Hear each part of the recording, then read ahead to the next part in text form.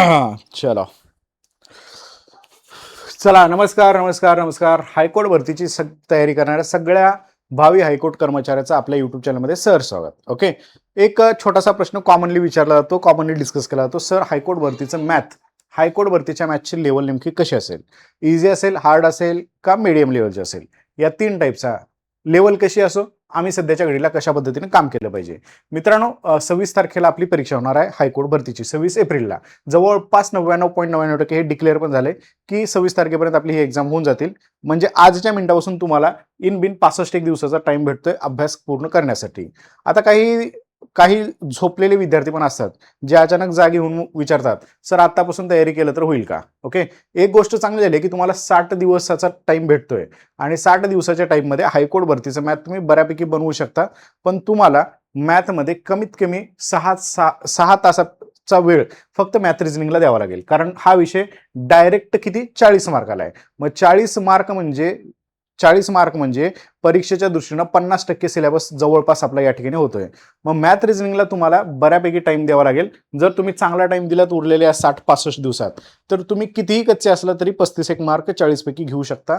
पण तुमचं टार्गेट 40 पैकी 40चं असलं पाहिजे.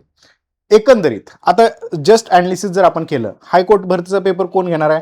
तर हायकोर्ट भरतीचा पेपर हायकोर्ट स्वतः घेतं, ना TCS घेणार आहे ना कोणती इतर कंपनी घेणार आहे. तर हायकोर्टचा पेपर हायकोर्टच घेत असतं.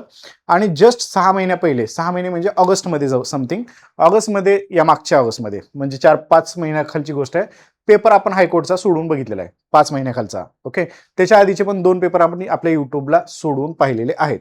जर तुम्ही सर्च केला तर तुम्हाला ते पेपर पण भेटतील आपल्या याच युट्यूब चॅनलला. तर हायकोर्ट भरतीचे तुम्हाला हे दोन्ही पेपर आरामात तिन्ही पेपर आपल्या युट्यूबला भेटून जातील.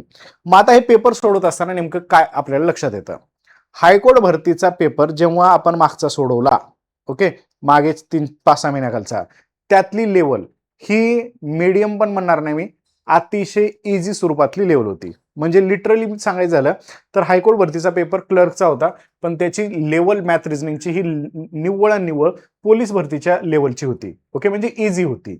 बऱ्यापैकी इझी पेपर हा मॅथ रिझनिंगचा आपल्याला इथं पाहायला मिळतो. ठीक आहे, म्हणजे एकंदरीत. आणि ह्याच्या आधीचे पण पेपर जर आपण पाहिले, हा एकच नाही, ह्याच्या आधीचे पण जर पेपर आपण पाहिले, ते पेपर देखील मॅथ रिझनिंगचे अतिशय इझी स्वरूपातले होते, हे आपल्याला पाहायला मिळालं. म्हणजे जवळपास 3 पेपर मी सॉल्व्ह करून घेतले. तिन्हीच्या तिन्ही पेपर जे आहेत ते तिन्हीच्या तिन्ही पेपर आपल्याला इझी मॅथ रिझनिंगची लेवल पाहायला मिळाली. ओके, मग मार्क जातात कुठं पोरांचे? तर बाकी GS मध्ये वगैरे मार्क जातात, कॉम्प्युटरची बऱ्यापैकी तयारी नसते त्याच्यामध्ये जातात, इंग्लिशमध्ये पोरांचे मार्क जातात. ओके, त्याच्यामुळे जो कट ऑफ आहे तो जवळपास 64-65चा लागला होता. ठीक आहे सर, म्हणजे आम्हाला एकंदरीत या ठिकाणी कळलं की हायकोर्ट भरतीचे जे काही मागचे 3-4 पेपर झालेले आहेत, ह्या सगळ्यामध्ये जी लेवल होती ती लेवल संपूर्णतः इझी स्वरूपातली लेवल असलेली पाहायला मिळते. कशी? Easy स्वरूपातली level. ओके, मग आता यावेळेस आपण लेवल कशी असू शकते, आताची लेवल कशी असू शकते आणि आपण कशा लेवलनं तयारी केली पाहिजे, हे पण एक सगळ्यात इम्पॉर्टंट पॉईंट आहे. चलो थोडक्यात सांगतो. आणि तत्पूर्वी तुम्हाला सगळ्यांना सांगायला मला आनंद होईल की हायकोर्ट भरतीच्या बॅचवरती, जी की क्लर्कची पण आहे, शिपाईची पण आहे, या बॅचवरती टेक्स्टबुकनं शिवजयंतीनिमित्त 2 दिवसाची ऑफर काढलेली आहे.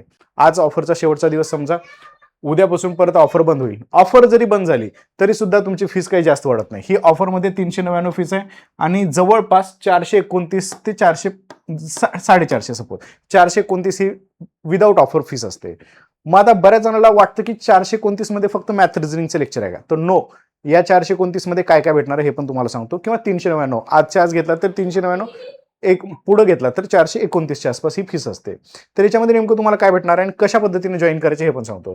तर मित्रांनो, ह्या 499ला ज्यावेळेस कुपन कोड अप्लाय करता तुम्ही, ओके, या कुपन कोड, जसं की माझा कोड आहे, माझे विद्यार्थी सगळे पवन15 हा कोड वापरा. ओके, पवन15. टेलिग्रामला लिंक शेअर आहे, टेलिग्राम पवन सर टेक्स्टबुक.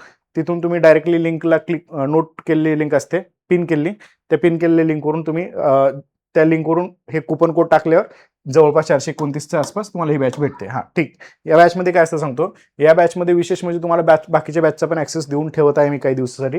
ही बॅच आहे 3 महिन्यासाठी. किती दिवसासाठी? 3 महिन्यासाठी. आपली परीक्षा किती दिवसात आहे? 2 महिन्यात. म्हणजे आपलं परीक्षेच्या आधी परीक्षेच्या नंतरपर्यंत ही बॅच तुम्हाला ऍक्टिव्ह राहील. या बॅचमध्ये तुम्हाला आता सध्या सर्वात जास्त गरजेची गोष्ट आहे टेस्ट सिरीज. ह्या सगळ्या टेस्ट सिरीज मी या बॅचमध्ये टाकून देत आहे. एक्सप्लेनेशन्स आहेत, बिंदास सोडवा. सोबत माझे मॅथ अँड रिझनिंगचे लाईव्ह पण लेक्चर असणार, रेकॉर्ड पण लेक्चर असणार. ओके, बाकी सगळं मराठीचे लेक्चर असतील, इंग्लिशचे लेक्चर असतील, चालू घडामोडीचे, जीएसचे लेक्चर, सगळे लेक्चर मी तुम्हाला इथे टाकून दिलेले आहेत. म्हणजे लाईव्ह आणि रेकॉर्ड दोन्ही पण आहेत. संपूर्ण बॅचचा ऍक्सेस याच्यात आहे. ओके, सो जा बिंदास आणि तिथून तुम्ही हे घेऊ शकतात. बाकी सगळ्या गोष्टीचं तुम्हाला माहिती मिळेलच. ओके, चलो. तर सर आता मेन गोष्ट की पेपरची लेवल कशी आणि आम्ही तयारी कशी करायची. लक्षात ठेवा 3 लेवल असतात. एक असते इझी लेवल, जी की साधारणतः पोलीस भरती ग्रुप डीच्या परीक्षांना असते. पण ग्रुप डीच्या पण परीक्षेला आपल्याला बऱ्यापैकी मीडियम प्रश्न विचारले पाहायला मिळतात. दुसरे असते मीडियम लेवल.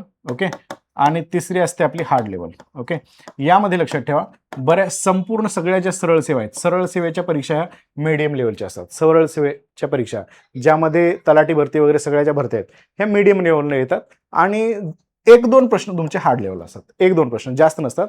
मॅक्झिमम प्रश्न मीडियम लेवलचे असतात. आता तुम्हाला हायकोर्ट भरतीची तयारी करायची आहे आणि तुम्हाला आउट ऑफ मार्क घ्यायचं आहे, तर मी तुम्हाला सगळ्यांना सांगेन की बाबांनो तुम्ही मीडियम लेवललाच तयारी करा. हार्ड लेवलकडे जायची गरजच नाही, कारण तेवढ्या लेवलला प्रश्न येतच नाहीत. येतात इझी आणि मीडियम लेवलचे. आता टोटल प्रश्न किती आहेत, तर मॅथचे 20 प्रश्न आहेत, रिझनिंगचे 20 प्रश्न आहेत. ओके, या मॅथच्या 20 प्रश्नांपैकी पकडून चला 10 इझी लेवलचे येणार. ओके, जवळपास 15 ते 18 प्रश्न तुमचे असणार मीडियम लेवलचे. ओके, आणि जास्तीत जास्त एखाद दुसरा प्रश्न असेल जो हार्ड असेल, तर मला तर ते पण वाटत नाही तो हार्ड पण असेल. म्हणजे सरळ सरळ सगळेचे सगळे प्रश्न म्हणजे 15 ते 20 लिहिले मी चुकून, 5 ते 8 लिहायचं मला. 5 ते 8 लिहायचं होतं. ओके, 10 प्रश्न इझी लेवलचे असणार, 5 ते 8 प्रश्न, किंवा पकडून चला याचे 10चे 10 प्रश्न तुमचे कसे असतील, मीडियम लेवलचे असतील. हार्ड लेवलचे प्रश्न तुमचे रेल्वेच्या परीक्षा, स्टाफ सिलेक्शनच्या परीक्षा, राज्यसेवेमधले एखादे प्रश्न असतात. राज्यसेवेमध्ये पण ग्रुप बी चे प्रश्न असतील किंवा राज्यसेवेचे, त्याच्यामध्ये हार्ड लेवल पाहायला मिळते. त्यामुळे या लेवलपर्यंत जायचं गरज नाहीये. तर मित्रांनो, मी बॅचमध्ये हे सगळे तुमचे टाईप जे आहेत हे सगळेच टाईप एमपीएससी पॅटर्नच्या पद्धतीने कव्हर करून घेत आहे. सो एमपीएससी टीसीएस या सगळ्या टाईपचे प्रश्न तुमच्या ह्याच्यात होतच असतील आणि पूर्ण प्लॅननं मी तुमच्याकडून ह्याची तयारी करून घेत आहे. तर जास्त हार्ड प्रश्न सोडत बसू नका, या 2 वरती फोकस करा आणि छान पद्धतीने परीक्षा द्या. ओके, चलो ठीक है, मिलते हैं अगले लेक्चर में. तब तक के लिए thank you, take care, bye bye. आपको ये ध्यान में रखना है धुरंधर बैच के बारे में. ओके, चलो, थैंक यू, बाय.